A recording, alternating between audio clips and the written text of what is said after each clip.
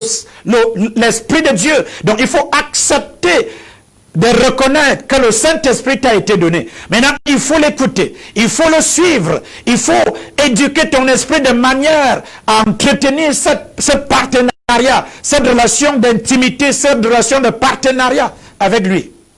Il dit, ceux qui sont conduits par l'Esprit de Dieu sont fils de Dieu. Oh, je vois quelqu'un qui se décide ce soir à commencer à marcher par l'Esprit, à fonctionner par l'Esprit, à faire toutes choses par l'Esprit.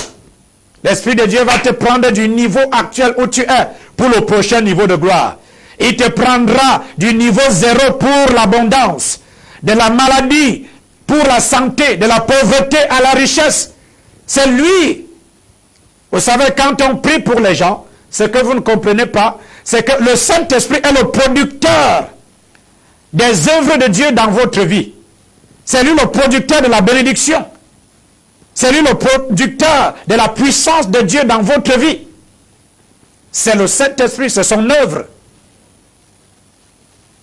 Donc quand je dis tu es béni, la personne qui amène cette bénédiction en manifestation dans ta vie, c'est le Saint-Esprit. C'est lui. Hallelujah. You are so blessed. Alors, donc, tu dois profiter au maximum de son ministère. De son ministère. De son ministère.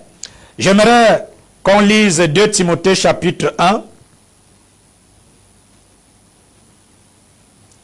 2 Timothée chapitre 1. Verset 14. Sanda Bazekiti. 2 Timothée chapitre 1, verset 14. Nous allons découvrir quelque chose d'excellent. Alors, 2 Timothée chapitre 1, verset 14. Il dit, garde le bon dépôt par le Saint-Esprit qui habite en toi. Waouh! Sandabaya. Il dit, garde le bon dépôt par le Saint-Esprit qui habite en nous. Il dit, garde le bon dépôt. Waouh! Il dit, garde le bon dépôt par le Saint-Esprit qui habite en nous. Il dit, il exhorte Timothée. Il dit, garde le bon dépôt. Vous savez, toutes les bonnes choses que Dieu nous a données, nous ne pouvons pas jouir d'elles sans le Saint-Esprit. Toutes les belles choses de la vie que le Seigneur nous a données, c'est impossible de jouir de ces choses sans le Saint-Esprit. C'est impossible de garder ces choses que Dieu a relâchées en nous, cette dotation surnaturelle, ces dépôts surnaturels. Il est impossible d'en jouir de ces dépôts, de les garder sans le Saint-Esprit. Il est impossible de jouir de la grâce que Dieu nous a donnée. La Bible dit dans Jacques chapitre 1 verset 17, il dit toute bonne chose vient du Père. Les bonnes choses viennent du Père. Toute bonne chose vient d'en haut. Donc toutes les bonnes choses que Dieu nous a données dans la vie pour notre jouissance, nous ne pouvons pas jouir d'elles sans le Saint-Esprit. C'est impossible. Il dit garde le bon dépôt. Le bon dépôt par le Saint-Esprit qui est en toi. Donc, la grâce que tu as reçue du Seigneur, tu ne peux pas profiter de cette grâce. Sans le Saint-Esprit, elle sera vaine. Les dons spirituels que tu as reçus, tu ne peux pas profiter d'elles sans le Saint-Esprit. La faveur, la puissance, l'onction que tu as reçue, sans le Saint-Esprit, tu ne peux pas profiter des belles choses que le Père t'a données. Tu ne peux pas profiter de la gloire que le Père t'a donnée. Tu ne peux pas profiter de cette vie de succès. Donc il dit, garde le bon dépôt qui est en toi par le Saint-Esprit. Donc vous gardez ces choses dans l'intimité avec le Saint-Esprit.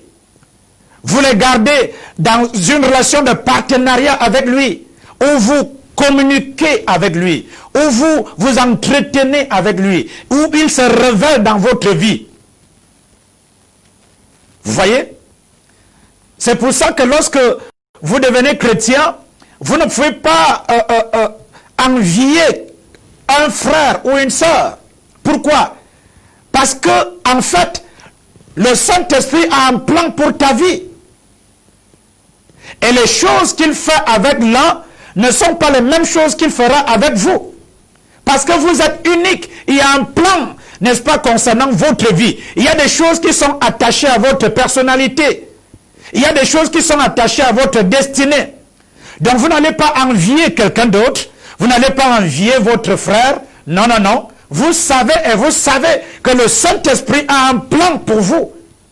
Vous n'allez pas convoiter. Vous n'allez pas envier quelqu'un d'autre. Vous savez, parce que sa voie n'est pas la vôtre. La manière dont l'autre a réussi, ce n'est pas la même manière dont toi tu vas réussir.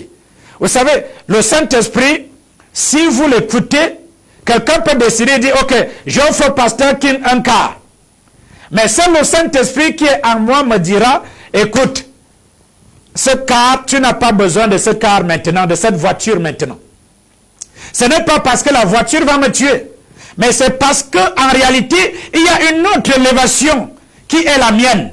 Mais si je suis dans cette voiture, il y a des gens que Dieu a préparés pour moi. Lorsqu'ils me verront dans cette voiture, ils diront, ah, le pasteur est déjà élevé. Donc je ne peux plus rien faire pour lui parce qu'il est déjà à un autre niveau. Mais si je suis à pied sans voiture et que je rencontre cette personne va se lever et elle va me connecter à une source plus importante que la voiture. Vous voyez un peu? Si nous avions été là au jour, n'est-ce pas, au jour de Joseph, vous et moi, nous aurions été, n'est-ce pas, tristes. Nous aurions jugé Dieu à cause de ce que Joseph est allé en prison. Mais si Joseph n'était pas allé en prison, il n'aurait jamais rencontré, n'est-ce pas, les chansons qu'il a rencontrées en prison. Il n'aurait jamais interprété les rêves des personnes qui travaillaient dans le palais royal. Par conséquent, il ne serait jamais devenu le premier ministre. Mais pour le Saint-Esprit, il a choisi pour Joseph ce chemin-là, cette voie, la prison. Mais si nous avions été là, on aurait jugé Dieu. On aurait dit Dieu est injuste. Comment quelqu'un qui a marché avec lui, comment quelqu'un qui le sert, quelqu'un qui a refusé de se compromettre, peut se retrouver en prison. Mais c'était le chemin que le Saint-Esprit avait choisi pour que Joseph rencontre les gens qu'il devait rencontrer. Je prophétise sur 50 personnes. Tu ne vas pas passer à côté de ta destinée. Le Saint-Esprit t'aidera à identifier des sources, des connexions, des canaux de bénédiction qui vont te conduire au prochain niveau de gloire. Ça ne peut arriver que si tu dis Amen. Alléluia. Vous savez, avec le Saint-Esprit, nous pouvons prendre des bonnes décisions. Nous pouvons faire des meilleurs choix.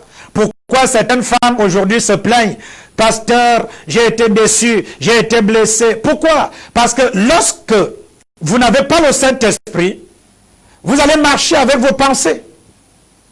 Et vous ne saurez pas distinguer le type de personne en face de vous. Vous n'aurez pas le discernement. Parce que le discernement vient du Saint-Esprit. Vous allez vous fier aux paroles. Vous allez faire une confiance aveugle aux hommes. Ne sachant pas que c'est cette personne qui va briser ma vie demain. C'est cette personne qui me parle bien aujourd'hui qui va me détruire demain. Mais si tu as le Saint-Esprit, même si quelqu'un parle comment, même s'il t'offre l'or, tu sauras que cette personne va détruire ma vie demain. Je ne peux pas me connecter à cette source. Parce que si je me connecte à elle, ma vie sera une catastrophe. Elle sera une tragédie demain. Mais parce que vous n'avez pas le Saint-Esprit, vous ne le connaissez pas. Vous êtes donc des victimes. Dieu ne veut pas que tu sois victime. Alléluia. Il est temps que tu te lèves et que tu connaisses le Saint-Esprit. Et que tu commences une relation, n'est-ce pas, de partenariat, une relation d'intimité avec lui. Pourquoi on a des mendiants de prière? On a des gens qui mendient la prière tous les jours. Ils demandent même des choses que le Père leur a données. Il prie tous les jours, Seigneur, pasteur, prie pour moi, pour la santé, prie pour moi, pour ceci. Ma vie ne marche pas, rien ne marche. Comment les choses vont marcher dans ta vie? Tu dis que tu es chrétien, mais tu ne connais pas le Saint-Esprit. Tu dis que tu pars à l'église, mais tu ne connais pas le Saint-Esprit. Tu ne connais pas son importance. Certains d'entre vous, nés de nouveau de votre état, j'entends les gens dire tous les jours, un cœur m'a dit de faire ceci, un cœur m'a dit. Vous continuez toujours de dire un cœur. Mais le Saint-Esprit se révèle à vous, vous n'êtes même pas capable de reconnaître sa présence, de reconnaître celui qui vous parle. Un cœur m'a dit de sortir, un cœur m'a dit de faire ceci. Ce n'est pas le cœur, c'est le Saint-Esprit. Il veut éduquer ton esprit, il veut attirer ton attention pour que tu le découvres, pour que tu le connaisses. Mais toi tu es là, un cœur m'a dit. Un cœur m'a dit de ne pas faire ceci, un cœur m'a dit de ne pas faire cela. Juste parce que tu ne le connais pas. Dommage que même les chrétiens dits nés de nouveau se retrouvent dans cette cacophonie, ne connaissent pas le Saint-Esprit. Ils ne peuvent pas dire avec assurance que l'Esprit de Dieu m'a parlé, parce qu'ils ne le connaissent pas. C'est vrai qu'il y en a qui disent l'Esprit alors que ce n'était pas l'Esprit, c'est leur pensée. Ça aussi, ça peut se reconnaître quand vous avez le discernement. Jésus a dit on reconnaît un arbre par ses fruits. Alors je suis venu attirer l'attention de quelqu'un. Je suis venu te dire, toi qui me regardes, il faut que tu arrêtes de lutter avec la vie. Il faut que tu arrêtes de batailler. La Bible dit dans Ecclésias chapitre 9, la bataille, écoutez, il dit, la bataille n'est pas pour les forts. Donc ce n'est pas parce que tu bosses dur que tu vas gagner ta vie. Ce n'est pas parce que tu travailles dur que tu seras un succès. Il y a des gens qui disent, il faut bosser dur, la vie c'est pour ceux qui bossent dur. Écoutez-moi très bien, j'en connais. Chaque jour, je rencontre des personnes qui bossent dur, mais qui ne sont pas récompensés à la dimension de leurs efforts. Donc, il faut une influence surnaturelle pour te prendre du niveau actuel pour le prochain niveau de gloire. Tu n'es pas un succès parce que tu bosses dur, plus que les autres. Tu as un succès parce qu'il y a une spéciale grâce qui est la tienne et tu as su profiter d'elle pour aller de l'avant. C'est de ça dont il est question. Il dit dans Zacharie chapitre 4, il dit, ce n'est ni par la force, ni par la puissance, mais par mon esprit, dit le Seigneur. Ce mariage va réussir par le Saint-Esprit. Ce visa, tu ne peux l'obtenir que par le Saint-Esprit. Ce succès éclatant qui va susciter l'admiration et l'envie, tu ne peux atteindre ce succès que par le Saint-Esprit. Le Saint-Esprit va embellir ta vie. Le Saint-Esprit va éliminer ton stress. Il va éliminer, n'est-ce pas, ce stress-là. Il va corriger tes erreurs. Nous sommes dans le mois de la restauration. Le Saint-Esprit est là pour corriger tes erreurs. Oui, tu as commis des erreurs. Oui, tu as commis des fautes. Mais quand le Saint-Esprit est actif dans votre vie, il corrige vos erreurs. Il corrige vos erreurs. Il vous amène, n'est-ce pas, à profiter de vos erreurs pour aller de l'avant. Il corrige, il vous purifie. Dans Somme 23, il dit quelque chose qui est très important. Dans Somme 23, je vais prendre Somme 23 avant de prier pour quelques personnes là ce soir. Il est temps que tu découvres le Saint-Esprit. Il est temps que tu découvres le Saint-Esprit. David le connaissait. C'est pour ça qu'il a été un champion. Kabazekete. Sandarababa. Shikete. Il dit, alors, Somme 23, le verset 3 dit, il restaure. Il commence d'abord plus haut, l'Éternel est mon berger, je ne manquerai de rien. Waouh, l'Éternel est mon berger. Donc David était conscient que si le berger c'est qui? Le berger c'est le nourrisseur, le berger c'est le conducteur. Et David était conscient que si le Saint-Esprit, donc l'Éternel ici se réfère au Saint-Esprit. Et David était conscient que si le Saint-Esprit est avec lui, il ne peut manquer de quoi que ce soit. Pourquoi tu as la conscience du manque? Parce que tu n'es pas conscient du Saint-Esprit. Avec le Saint-Esprit, Les déserts sont transformés, n'est-ce pas, en source d'eau. Il dit, l'Éternel est mon berger, je ne manquerai de rien. Waouh! Il me fait reposer dans de verts pâturages. Qui? Le Saint-Esprit. David était conscient de sa présence. Il me dirige près des eaux paisibles. Verset 3 maintenant. Il restaure mon âme. Il restaure mon âme. Oh, si ton âme est troublée, le Saint-Esprit restaure ton âme. Si ton âme est chargée, est blessée, oui, tu n'arrives pas à te séparer des offenses, des déceptions, il restaure ton âme. Il restaure ton âme. Il restaure. C'est ça l'un de ses ministères, la restauration. Il restaure ta pensée. Il restaure ton corps. Il restaure ton mariage. Il restaure, n'est-ce pas, tes affaires. Peut-être que tu es arrivé au niveau où tes affaires sont en bas. Tu as déjà fait tout ce que tu pouvais faire pour que les choses changent. Malheureusement, ça ne change pas. Je parle sur ta vie. Ce soir, le Saint-Esprit restaure tes affaires. Restaure tes affaires. In the name of Jesus. Ce foyer, n'est-ce pas, qui a été programmé par Dieu, mais qui est devenu une zone de guerre. Le Saint-Esprit restaure. Restaure, restaure, restaure, in the name of Jesus. Toi, tu n'as jamais eu le privilège d'être marié. Chaque fois que tu es connecté à une personne, tu es complètement abandonné et délaissé. Mais il restaure ta vie, in the name of Jesus. Yes. Tout type de symptômes de honte dans ta vie, d'humiliation, le Saint-Esprit restaure. Il restaure, il te libère de la honte, il te sépare des humiliations, il te sépare des rejets, il te sépare de la destruction.